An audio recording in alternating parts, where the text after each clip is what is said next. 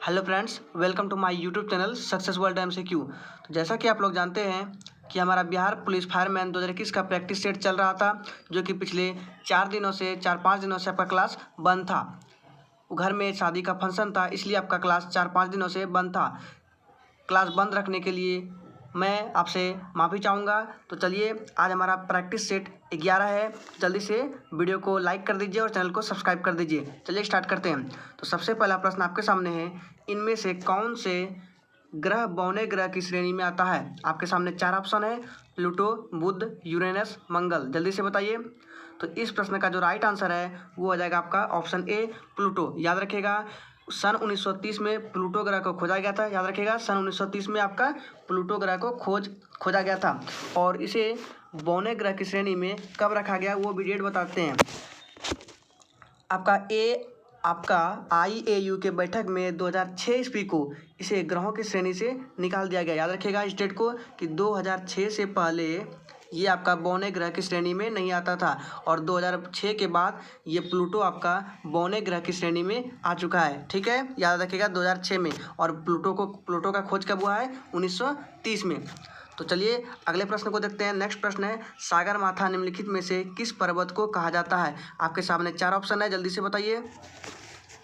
तो इस प्रश्न का आपका राइट आंसर है वो हो जाएगा आपका ऑप्शन ए, माउंट एवरेस्ट। याद रखिएगा, माउंट एवरेस्ट विश्व का सबसे ऊंचा पर्वत भी है, और माउंट एवरेस्ट जो है नेपाल में सागरमाथा के नाम से जाना जाता है। माउंट एवरेस्ट को नेपाल में सागरमाथा के नाम से जाना जाता है। ठीक है, माउंट एवरेस्ट की अगर ऊंचाई पूछे तो माउंट एवरेस्ट की ऊंचाई लगभग 8,848 से 8,848 या 8,850 मीटर के लगभग में है। याद रखिएगा। तो आगे बढ़ते हैं। अगला प्रश्न आपके सामने है, निम्न में से किस राज्य में पंचायती राज का शुभारंभ सबसे पहले हुआ? आपके सामने 4 ऑप्शन है, जल्दी से देख लीजिए। उत्तर प्रदेश है, बिहार है, गुजरात है और राजस्थान है। जल्दी से बताइए। तो इस प्रश्न का आपका जो सही जवाब है वो हो जाएगा आपका ऑप्शन डी, राजस्थान। याद रखिएगा, राजस्थान में पंचायती राज का शुभारंभ सबसे पहले हुआ। और याद रखिएगा, जवाहरलाल नेहरू ने राजस्थान के नागौर जिला में 2 अक्टूबर 1959 को लागू किया था। पंचायती राज कब लागू हुआ था? 2 अक्टूबर 1959 में राजस्थान के नागौर जिला में। ठीक है, आगे बढ़ते हैं। अगला प्रश्न आपके सामने है, प्रश्न नंबर 4, पौधे के किस भाग से हल्दी प्राप्त होता है? यहाँ पे प्रपात लिखा गया है, प्राप्त होगा, इसको इग्नोर कीजिए। तो पौधे के किस भाग से आपका हल्दी प्राप्त होता है? आपके सामने 4 ऑप्शन है, तना, फल, जड़ या इनमें से कोई नहीं। जल्दी से बताइए। तो इस प्रश्न का जो राइट आंसर है वो आपका हो जाएगा ऑप्शन सी, जड़। याद रखिएगा, जड़ से आपका हल्दी प्राप्त होता है। बहुत सारे बुक में आपका तना मिलेगा, लेकिन NCERT में आपका जड़ दिया हुआ है, इसलिए हम NCERT को फॉलो करते हुए जड़ को टिक करेंगे। याद रखिएगा, इसका जो राइट आंसर है ऑप्शन 4 का हो जाएगा ऑप्शन सी, जड़। ठीक, एक बात याद रखिएगा, ये आपका प्रैक्टिस सेट 11 चल रहा है।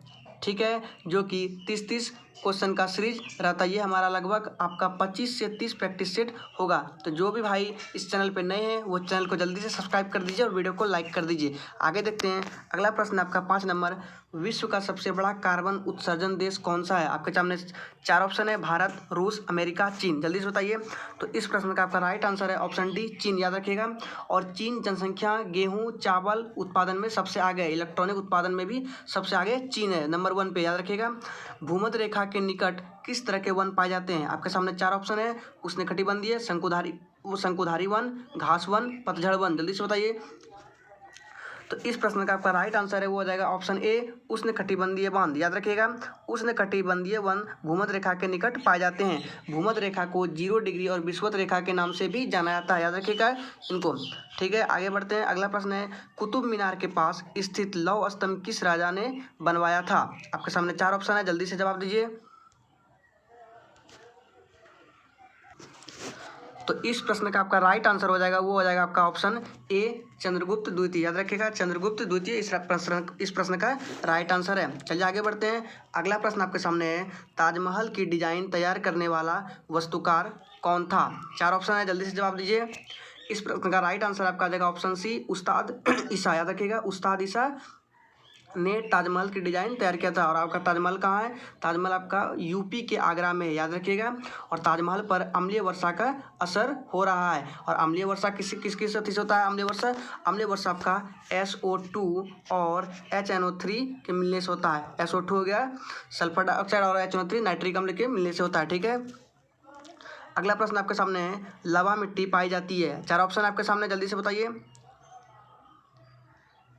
तो इस प्रश्न का राइट आंसर है आपका ऑप्शन डी, मालवा पठार। याद रखिएगा, मालवा पठार में लावा मिट्टी पाई जाती है और लावा मिट्टी और काली मिट्टी में सबसे ज़्यादा आपका कपास होता है। ठीक है, इस बात को याद रखिएगा। आगे बढ़ते अगला प्रश्न है, कार्बन टेट्राक्लोराइड के उद्भासन से मनुष्यों को क्या हो जाता है। तो आपके सामने 4 ऑप्शन है, जल्दी से बताइए। तो इस प्रश्न का जो आपका राइट आंसर है वो हो जाएगा ऑप्शन ए, यकृत का कैंसर। कार्बन टेट्राक्लोराइड के उद्भासन से मनुष्यों में यकृत का कैंसर हो जाता है। और याद रखिएगा, कैंसर के इलाज के लिए आपका कोबाल्ट 60 का समस्थानिक का उपयोग किया जाता है। कोबाल्ट 60 याद रखिएगा। और गले में थायराइड ग्रंथि में आपका आयोडीन 131 का उपयोग किया जाता है। ठीक है, आगे बढ़ता अगला प्रश्न है, किस अधिनियम को ब्लैक बिल के नाम से जाना जाता है। आपके सामने 4 ऑप्शन है, जल्दी से बताइए। तो इस प्रश्न का राइट आंसर है वो हो जाएगा आपका ऑप्शन ए, रॉलेट एक्ट। याद रखिएगा, रॉलेट एक्ट आपका 1919 में आया था। आगे बढ़ते हैं, नेक्स्ट प्रश्न है, किसके शासनकाल को मुगल चित्रकला का स्वर्णकाल कहा जाता है। 4 ऑप्शन है, जल्दी से बताइए इसको। तो इस प्रश्न का राइट आंसर है वो हो जाएगा ऑप्शन बी, जहांगीर। याद रखिएगा, जहांगीर जो शासन था वो मुगल चित्रकला का स्वर्णकाल कहा जाता है, जहांगीर के शासनकाल को। ठीक है, आगे बढ़ते हैं, अगला प्रश्न है, मानव सभ्यता के विकास की प्रथम अवस्था कौन सी थी। 4 ऑप्शन है, जल्दी से बताइए। तो इस प्रश्न का राइट आंसर है वो आपका ऑप्शन बी, शिकार अवस्था। आगे बढ़ते हैं, अगला प्रश्न है, यूनेस्को का मुख्यालय कहाँ है। 4 ऑप्शन आपके सामने, जल्दी से बताइए। तो इस प्रश्न का राइट आंसर है ऑप्शन डी, पेरिस। आगे बढ़ते हैं, अगला प्रश्न है, सूर्य में हीलियम और हाइड्रोजन का अनुपात कितना होता है। इस प्रश्न को याद रखिएगा, सूर्य में हीलियम और हाइड्रोजन का अनुपात कितना होता है, जल्दी से बताइए। 4 ऑप्शन आपके सामने है। तो इस प्रश्न का आपका राइट आंसर हो जाएगा वो हो जाएगा ऑप्शन बी, 3:1। याद रखिएगा, सूर्य में हीलियम और हाइड्रोजन का अनुपात 3:1 होता है। वायुमंडल में कितनी अलग अलग परतें होती है। आपके सामने 4 ऑप्शन है, जल्दी से बताइए। 16 नंबर प्रश्न। तो इस प्रश्न का राइट आंसर हो जाएगा वो हो जाएगा आपका ऑप्शन सी, 5। ठीक है, चलिए आगे बढ़ते हैं, अगला प्रश्न है, रेड क्लिफ रेखा किस देश की सीमा है। आपके सामने ऑप्शन 4 है, जल्दी से बताइए। तो इस प्रश्न का राइट आंसर है वो हो जाएगा ऑप्शन ए, भारत और पाकिस्तान।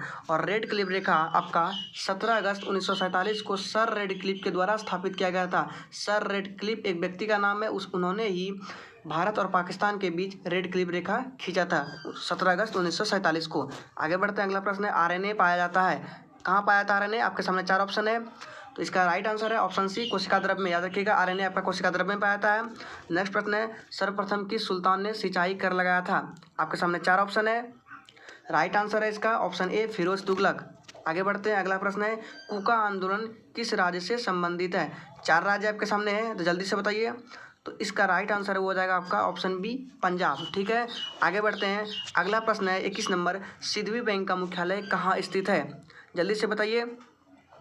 इसका राइट आंसर है ऑप्शन ए, लखनऊ। याद रखिएगा, लखनऊ की स्थापना अगर पूछे, सॉरी, सिद्धवी बैंक का आपका स्थापना पूछे तो याद रखिए 1990 में सिद्धवी बैंक का स्थापना हुआ था। ठीक है, और भारतीय स्टेट बैंक की स्थापना पूछे तो याद रखिएगा 1955। और अध्यक्ष पूछे स्टेट बैंक का, भारतीय स्टेट बैंक का, तो याद रखिएगा दिनेश खरा। तो चलिए आगे प्रश्न देखते हैं। अगला प्रश्न आपके सामने है, राष्ट्रीय हिंदी दिवस कब मनाते हैं। नेक्स्ट बढ़ते हैं।